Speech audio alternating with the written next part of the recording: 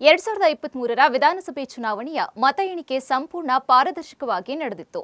JDS, Congress, BJP ಹಾಗೂ ಪಕ್ಷೇತರ ಅಭ್ಯರ್ಥಿಗಳ ಕೌಂಟಿಂಗ್ ಏಜೆಂಟ್ಗಳ ಸಮ್ಮುಖದಲ್ಲೇ ಮತ ಎಣಿಕೆ ನಡೆದಿದ್ದು, ಅಂತಿಮವಾಗಿ ರಾಜೇಗೌಡ ಗೆದ್ದಿದ್ದಾರೆ ಎಂದು ಘೋಷಿಸಲಾಗಿತ್ತು ಎಂದು ಕಾಂಗ್ರೆಸ್ ಪರಾಜಿತ ಅಭ್ಯರ್ಥಿ ಟಿಡಿ ರಾಜೇಗೌಡ ತಿಳಿಸಿದ್ದಾರೆ.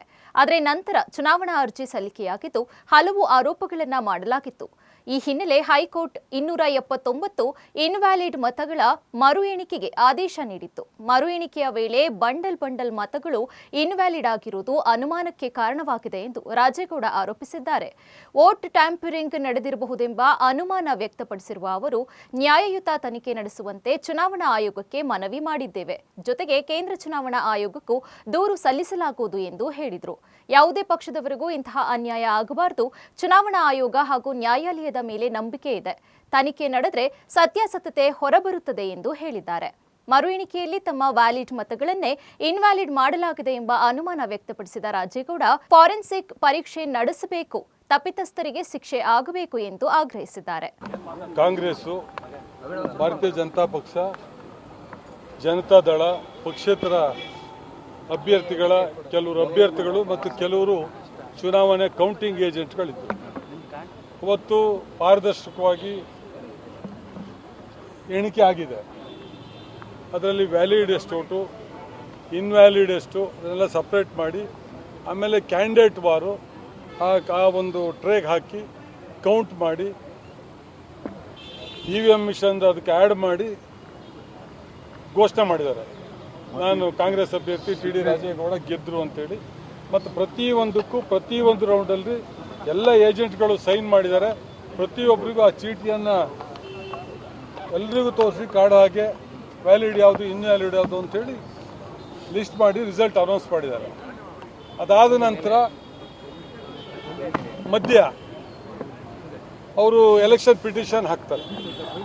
ಅವ್ರ ಕಡೆ ಏಜೆಂಟ್ಗಳು ಯಾರು ಅಬ್ಜೆಕ್ಷನ್ನು ಬರ್ದಿಲ್ಲ, ಏನು ಮಾಡಿಲ್ಲ, ಟ್ಯಾಬ್ಯುಲೇಷನ್ ಎಲ್ಲ ಆಗಿದೆ. ಹಾಕಿದ ಮೇಲೆ ಮೊನ್ನೆ ಕೆಲವರು ನ್ಯಾಯಾಲಯಕ್ಕೆ ಹೋದರು, ಮರು ಎಣಿಕೆಗೆ ಅವಕಾಶ ಮಾಡಿಕೊಡ್ಬೇಕಿತ್ತು ಅಂತ ಕೇಳಿದರು. ನನ್ನ ಮೇಲೆ ನಾನು ಭಾಳಷ್ಟು ಸಲ ಹೇಳಿದ್ದೀನಿ. ಅನೇಕ ಆರೋಪಗಳನ್ನು ಮಾಡಿದ್ದರು ಆ ಒಂದು ಎಲೆಕ್ಷನ್ ಪಿಟಿಷನಲ್ಲಿ. ಆ ಆರೋಪಗಳು ಸಾಬೀತಾಗಲಿ, ಅದಕ್ಕೂ ಚುನಾವಣೆ ಮತ ಎಣಿಕೆ ಮರು ಎಣಿಕೆಗೂ ವ್ಯತ್ಯಾಸ ಇದೆ ಅನ್ನುವ ಒಂದು ಮನವಿ ಮೇರೆಗೆ ನಾವು ನ್ಯಾಯಾಲಯದಲ್ಲಿ ಫೈಟ್ ಮಾಡೋದು 3 ವರ್ಷಗಳ ಕಾಲ ಸುದೀರ್ಘವಾಗಿ ನಡೀತು. ಎಲ್ಲ ಆರೋಪಗಳನ್ನು ತಿರಸ್ಕಾರ ಮಾಡಿ ಮರು ಎಣಿಕೆಗೆ ಉಚ್ಚ ನ್ಯಾಯಾಲಯ ಆದೇಶ ಮಾಡಿದ್ರ ಮೇರೆಗೆ ನಾವು ಅದಕ್ಕೆ ಅವಕಾಶ ಮಾಡಿಕೊಟ್ವಿ. ನಮಗೆ ಕೋರ್ಟ್ ಏನು ಹೇಳಿದೆ ಅಂದರೆ, ಅವರು ಮೊದಲಿಂದಲೂ ಕೇಳಿದ್ದಷ್ಟೇ, 279 ವೋಟ್ಗಳು ಏನು ಇನ್ವ್ಯಾಲಿಡ್ ಆಗಿದೆ, ಅದರಲ್ಲಿ ನಮಗೆ ಅನುಮಾನ ಇದೆ, ಅದನ್ನು ಪುನರ್ ಪರಿಶೀಲನೆ ಮಾಡಬೇಕು, ರೀಕೌಂಟ್ ಮಾಡಬೇಕು ಅಂತ ಕೇಳಿದ್ರು. ನ್ಯಾಯಾಲಯ ಕೂಡ ಅದನ್ನು ರೀವೆರಿಫಿಕೇಷನ್ ಮಾಡಿ ರೀಕೌಂಟ್ ಮಾಡಿ ವ್ಯತ್ಯಾಸಗಳು ಬಂದರೆ ಏನು ವ್ಯಾಲಿಡ್ ವೋಟ್ಸಿಗೆ ಆ್ಯಡ್ ಮಾಡಿ ರಿಸಲ್ಟ್ ಡಿಕ್ಲೇರ್ ಮಾಡಬೇಕು ಅಂತ ಕೌಂಟ್ ಮಾಡಿ ಡಿಕ್ಲೇರ್ ಮಾಡಬೇಕು ಅಂತೇಳಿ ನ್ಯಾಯಾಲಯದ ಆದೇಶ ಇತ್ತು. ಇವತ್ತು ಅಲ್ಲಿ ನಡೆದಿದ್ದೇ ಬೇರೆ. ನಾವು ಫಸ್ಟ್ ಸ್ಟ್ರಾಂಗ್ ರೂಮ್ ಓಪನ್ ಮಾಡಬೇಕಾದ್ರೆ ಕೆಲವು ಟ್ರಂಕ್ಗಳು ಡ್ಯಾಮೇಜ್ ಆಗಿದ್ದು, ಕೆಲವು ಸೀಲ್ ಬ್ರೇಕ್ ಆಗಿತ್ತು. ಅಲ್ಲೂ ಕೂಡ ಅಬ್ಜೆಕ್ಷನ್ ಹಾಕಿದ್ದಾರೆ. ನಾವೆಲ್ಲರೂ ಅಬ್ಜೆಕ್ಷನ್ ಹಾಕಿದ್ವಿ. ಎಲ್ಲ ಏಜೆಂಟ್ಗಳು, ಇಂಡಿಪೆಂಡೆಂಟ್ ಏಜೆಂಟ್ಗಳು ಅಬ್ಜೆಕ್ಷನ್ ಹಾಕಿದ್ದಾರೆ. ಅದಾದಮೇಲೆ ನ್ಯಾಯಾಲಯದಲ್ಲಿ ಆದೇಶದ ಮೇರೆಗೆ ಮರು ಎಣಿಕೆ ಆದಂಥ ಸಂದರ್ಭದಲ್ಲಿ ಅವತ್ತು ವ್ಯಾಲ್ಯೂಡ್ ಇದ್ದಂಥ ವೋಟ್ಗಳು ಬಂಡಿಲ್ಲ. ಏನು ಟಿಡಿ ರಾಜೇಗೌಡ ಅಂತೇಳಿ ಕಾಂಗ್ರೆಸ್ ಅಭ್ಯರ್ಥಿಗೆ ಮತ ಬಿದ್ದಿತ್ತೋ ರೈಟ್ ಮಾರ್ಕು, ಅದಕ್ಕೆ ಇನ್ನೊಂದು ರೈಟ್ ಮಾರ್ಕ್ ಹಾಕೋದ ಟ್ಯಾಂಪರ್ ಮಾಡುವ ಮುಖಾಂತರ ಇನ್ವ್ಯಾಲಿಡ್ ಮಾಡಿ ಮಧ್ಯದಲ್ಲಿ ಏನು ನಮಗೆ ಅವತ್ತು ಕೌಂಟಾಗಿ ರಿಸಲ್ಟ್ ಡಿಕ್ಲೇರ್ ಮಾಡಿದ್ದ ಗೋಡನಿಗೆ ಹೋಗೋ ತನಕ ಟ್ಯಾಂಪರ್ ಆಗಿದೆ ಅಂತೇಳಿ ನಮಗೆ ಈಗಾಗಲೇ ಅನುಮಾನ ಇದೆ. ಹಾಗಾಗಿ ನ್ಯಾಯಯುತವಾದಂಥ ತನಿಖೆ ಆಗಬೇಕು. ಆ ತನಿಖೆಯಲ್ಲಿ ಏನು ಸತ್ಯಾಸತ್ಯತೆ ಇದೆ ಅದು ಹೊರಗೆ ಬರಬೇಕು ಅನ್ನುವ ಮನವಿಯನ್ನು ನಾವು ರಾಜ್ಯ ಚುನಾವಣಾ ಆಯೋಗ ಮತ್ತು ಕೇಂದ್ರ ಚುನಾವಣಾ ಆಯೋಗದವರಿಗೆ ನಾವು ಮನವಿ ಮಾಡಿದ್ದೇವೆ. ಚುನಾವಣಾ ಆಯೋಗದವರು ಸೆಂಟ್ರಲ್ ಎಲೆಕ್ಷನ್ ಕಮಿಷನ್ ಅವರಿಗೆ ನಿಮ್ಮ ಮನವಿಯನ್ನು ಕಳಿಸ್ಕೊಡ್ತೀವಿ ಅಂತ ಹೇಳಿದ್ದಾರೆ. ನಾವು ನ್ಯಾಯ ಒದಗಿಸ್ಕೊಡಿ. ಇನ್ನು ಮುಂದೆ ಇವತ್ತು ನನಗೆ ಮಾತ್ರ ಅಲ್ಲ, ಕಾಂಗ್ರೆಸ್ ಅಭ್ಯರ್ಥಿಯ ಮಾತನ್ನೇ ಅಂತಲ್ಲ, ಯಾರಿಗೂ ಭಾರತೀಯ ಜನತಾ ಪಕ್ಷದಲ್ಲಿರ್ಬೋದು, ಪಕ್ಷೇತರರು, ಇವತ್ತು ಇಡೀ ದೇಶದಲ್ಲಿರ್ತಕ್ಕಂಥ ಯಾವುದೇ ಪಾರ್ಟಿಗಳಿರ್ಬೋದು, ಯಾರಿಗೂ ಈ ರೀತಿಯ ಅನ್ಯಾಯ ಆಗಬಾರ್ದು. ಬಹುಶಃ ಇಡೀ ದೇಶದಲ್ಲಿ ಮಾತ್ರ ಅಲ್ಲ, ಪ್ರಪಂಚದಲ್ಲೂ ಎಲ್ಲೂ ಈ ರೀತಿಯ ಟ್ಯಾಂಪರಿಂಗು, ಈ ರೀತಿಯ ಅನ್ಯಾಯ ಆಗಿಲ್ಲ. ಮುಂದೆ ಇದಕ್ಕೆ ಸರಿಯಾದ ಕಾನೂನಾತ್ಮಕ ಕ್ರಮ ತಪ್ಪಿತಸ್ಥರ ಮೇಲೆ ಯಾರ್ಯಾರೇ ತಪ್ಪು ಮಾಡಲಿ ನಾನು ತಪ್ಪು ಮಾಡಿದ್ಮೇಲೆ ನನ್ನ ಮೇಲೆ ಕಾನೂನಾತ್ಮಕ ಎಲೆಕ್ಷನ್ ಕಮಿಷನ್ ಮೇಲೆ ನಮಗೆ ನಂಬಿಕೆ ಇದೆ. ಕೇಂದ್ರ ಇರ್ಬೋದು, ರಾಜ್ಯದ ಎಲೆಕ್ಷನ್ ಕಮಿಷನ್ ಮೇಲೆ ನಂಬಿಕೆ ಇದೆ. ಇದಕ್ಕೆ ಸರಿಯಾದಂಥ ಒಂದು ಕಾನೂನು ಕ್ರಮ ಆಗದಲ್ಲೇ ಇದ್ರೆ ಮುಂದೆ ಏನೂ ಆಗ್ಬೋದು ಈ ದೇಶದಲ್ಲಿ.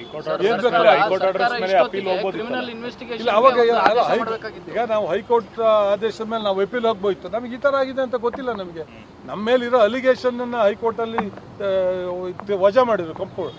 ಮೊರೆ ಎಣಿಕೆಗೆ ಆದೇಶ ಮಾಡಿ, ಮೊರೆ ಎಣಿಕೆ ಮೇಲೆ ನಮಗೆ ನಂಬಿಕೆ ಇತ್ತು, ಸಂಪೂರ್ಣ ವಿಶ್ವಾಸ ಇತ್ತು. ನಮ್ಮ ಏಜೆಂಟ್ಗಳ ಮೇಲೆ ಎಲ್ಲರೂ ನಾವು ಕನ್ಸಲ್ಟ್ ಮಾಡೋದು. ಯಾವುದೇ ರೀತಿ ಚುನಾವಣೆಯಲ್ಲಿ ವ್ಯತಿರಿಕ್ತ ಪರಿಣಾಮ ಬೀರೋದಿಲ್ಲ. ಏನು 279 ರಿಜೆಕ್ಟೆಡ್ ವೋಟ್ಸ್ ಇದ್ದಾವೆ, ಅದರಲ್ಲಿ 1, 2, 3 ವ್ಯತ್ಯಾಸ ಆಗ್ಬೋದು ಕಣ್ ತಪ್ಪಿರಿದ್ದ. ಅವುಗಳನ್ನ ನೀವು ಆಡ್ ಮಾಡೋದು ಬಿಟ್ಟರೆ ಬೇರೆ ಏನು ಆಗೋದಿಲ್ಲ ಅಂತ ತಿಳ್ಕೊಳ್ದು. ನಮಗೆ ಬಿದ್ದಂಥ ಏನು ಏನು ವ್ಯಾಲಿಡ್ ವೋಟ್ಸ್ ಇತ್ತು ಅದನ್ನು ಇನ್ವ್ಯಾಲಿಡ್ ಮಾಡ್ತಾರೆ ಅಂತೇಳಿ ಕನ್ಸಲ್ಲಿ ಯಾರೂ ನಂಬಿರಲಿಲ್ಲ. ಟ್ಯಾಂಪರಿಂಗ್ ಆಗಿದೆ. ನಾನಿಷ್ಟೇ ಫೋರೆನ್ಸಿಕ್ ಕಳಿಸ್ಬಿಟ್ಟು ಅದನ್ನು ತನಿಖೆ ಆಗಲಿ, ಇದು ನ್ಯಾಯಾಲಯದಲ್ಲಿ ಉನ್ನತ ಮಟ್ಟದಲ್ಲಿ ಈಗ ಅದು ಮಾಡಿದ್ದಕ್ಕೆ ಅದಕ್ಕೆ ಆಗಲೇ ಅವರು ತಡೆಗೆ ಹೋಗಿದ್ದಾರೆ. ಅದು ಇವತ್ತು ಕೂಡ ನ್ಯಾಯಾಲಯದಲ್ಲಿ ಚರ್ಚೆ ಇದೆ. ಅದಕ್ಕೆ ಸರ್ಕಾರ ಅದು ಚುನಾವಣೆ ಆಯೋಗ ಅದು ಆದೇಶ ಕೊಡಬೇಕು, ಅನುಮತಿ ಕೊಡಬೇಕು ಅನ್ನೋದಿದೆ. ಅದು ಕಾನೂನಾತ್ಮಕ ವಿಚಾರಗಳು ನನಗೆ ಸರಿಯಾಗಿ ಮಾಹಿತಿ ಇಲ್ಲ. ಅದು ಕಾನೂನಾತ್ಮಕವಾಗಿ ತನಿಖೆ ಎಲೆಕ್ಷನ್ ಕಮಿಷನ್ ಅನ್ನ ಬಳಸ್ಕೊಂಡಿದೆ ಅನ್ನೋದು ಈಗ ವೆಸ್ಟ್ ಬೆಂಗಾಲ್ ಚುನಾವಣೆಗೂ ಇದೇ ಆರೋಪ ಮಾಡ್ತಿರುವಂಥದ್ದು. ಆ ರೀತಿ ಇಲ್ಲೂ ಕೂಡ ಚುನಾವಣಾ ಆಯೋಗನ ಬಳಸ್ಕೊಂಡಿದೆ ಅಂತ ನಿಮ್ಗೆ ಏನಾದರೂ ಅನಿಸ್ತಾ ಇದೆಯಾ? ನಮಗೆ ಇಲ್ಲಿ ಚುನಾವಣೆ ಆಯೋಗವನ್ನು ಬಳಸ್ಕೊಂಡಿದ್ದಾರೆ ಅಂತ ಯಾವುದೇ ಅನುಮಾನ ಇಲ್ಲ. ಅಲ್ಲಿಯ ಕೆಲವರು ಏನು ಈ ರೀತಿಯ ಕೃತ್ಯಗಳನ್ನು ಅಲ್ಲಿ ಮಾಡಿದ್ದಾರೆ. ಕೆಲವರು ಅಧಿಕಾರಿಗಳು ಇರ್ಬೋದು, ಅಥವಾ ಕೆಲವು ಪಕ್ಷದ ಅವರು ಇರ್ಬೋದು, ಅಲ್ಲಿ ಮಾಡಿದ್ದಾರೆ ಅನ್ನೋ ಅನುಮಾನ, ಸಂಪೂರ್ಣ ಅನುಮಾನ ಇದೆ. ಅದು ಆಗಿದೆ, 100% ಮಾಡಿರೋದ ಮೇಲೆ ನೋಡಿ ಕಾಣ್ತದೆ. ತನಿಖೆ ಅದೆಲ್ಲ ಸತ್ಯಾಸತ್ಯತೆ ಹೊರಗೆ ಬರ್ತದೆ. ಯಾರೇ ತಪ್ಪು ಮಾಡಲಿ, ನಾನು ಅದನ್ನೇ ಹೇಳೋದು, ಯಾರು ತಪ್ಪು ಮಾಡಿದ್ದಾರೆ ಅವ್ರಿಗೆ ಶಿಕ್ಷೆ ಆದರೆ ಇನ್ನು ಮುಂದೆ ಇಂಥವು ಆಗೋದಿಲ್ಲ.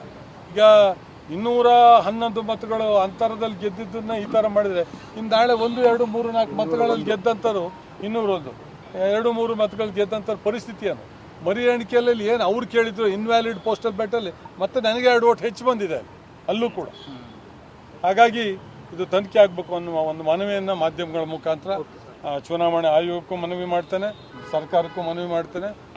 ನ್ಯಾಯಾಲಯದಲ್ಲಿ ನಾವು ಇದನ್ನು ಮನವಿ ಕೂಡ ಮಾಡ್ತೇವೆ. ನ್ಯಾಯಾಲಯದಲ್ಲಿ ಗೌರವ ಇದೆ.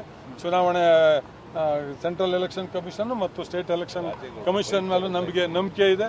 ಹಾಗಾಗಿ ನಿಷ್ಪಕ್ಷಪಾದಂಥ ತನಿಖೆ ಆಗಲಿ, ಯಾರು ತಪ್ಪು ಮಾಡಿದ್ದಾರೆ ತಪ್ಪಿತಸ್ಥರಿಗೆ ಪನಿಷ್ಮೆಂಟ್ ಆಗಬೇಕು ಅನ್ನುವ ಒಂದು ಕಳಕಳಿಯ ಮನವಿಯನ್ನು ನಾನು ಈ ಸಂದರ್ಭದಲ್ಲಿ ಮಾಡಲಿಕ್ಕೆ ಬಯಸ್ತೇನೆ.